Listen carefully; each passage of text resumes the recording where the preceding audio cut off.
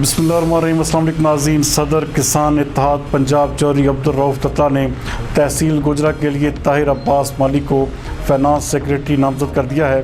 ہمارے bureau chief Zulfiqar بھٹی کے مطابق اس حوالے سے گوجرا کے نواحی علاقے چک نمبر 241 گاہ بے گڑھا میں طاہر عباس مالی کی رہائش گاہ پر پنجاب کے کسان کی فلاح و بہبود کے حوالے سے ایک تقریب کا انعقاد کیا گیا، جس میں پنجاب کسان اتحاد کے صدر چودھری عبدالرؤف تتلا نے خصوصی شرکت کی۔ اس موقع پر کسان صدر پنجاب عبدالرؤف تتلا نے شرکاء سے خطاب کرتے ہوئے کہا کہ کسان کی حالت زار بدل کر اسے باعزت اور خوشحال بنانا میرا نصب العین ہے۔ سب کسان دوستوں کے ساتھ مل کر کسانوں کے مسائل کو حل کریں گے۔